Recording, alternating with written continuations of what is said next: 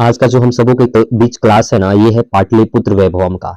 इसके बीच हम सभी को टोटल 35 प्रश्न जो ऑब्जेक्टिव है, इन सबों को हम लोग इस क्लास में, इस वीडियो में संपूर्ण रूप से कंप्लीट करेंगे। तो आप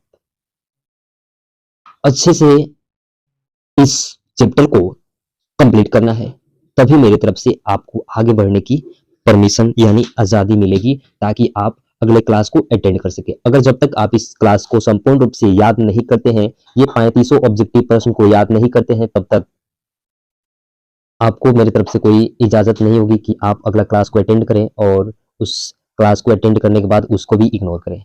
तो चलिए हम पहला आपको जो क्वेश्चन देखते हैं। पहला प्रश्न क्या है? तो पाटलिपुत्र का इतिहास कितना पुराना है? तो हमारा राइट आंसर हो जाएगा 2500 वर्ष। 2500 वर्ष पुराना है।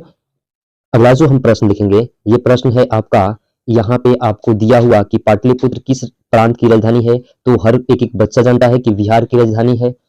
अगला जो हम प्रश्न देखेंगे, ये हमारा प्रश्न जो है यहाँ पे बोल रहा है कि कूटनीतम काव्य की कवि कौन है। तो चाणक्य, जिसको हम सभी बोलते हैं क्या, दामोदर गुप्त।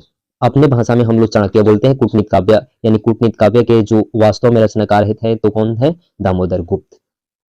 अगला जो हम प्रश्न देखेंगे, ये प्रश्न है कि किसके काल में पाटलिपुत्र की रक्षा यानी अर्थव्यवस्था जो थी उत्कर्ष थी। तो किसके समय में? चंद्रगुप्त मौर्य के समय में इसकी अर्थव्यवस्था बहुत ही अच्छी थी।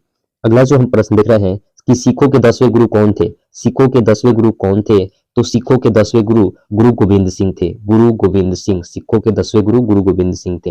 अगला जो आपका प्रश्न है, बहुत ही लाजवाब प्रश्न है कि पाटलिपुत्र वैभवम पाठ किस शहर का वर्णन करता है, यानी इसमें किस शहर का वर्णन किया गया है। तो पटना का वर्णन किया गया है, क्योंकि पाटलिपुत्र।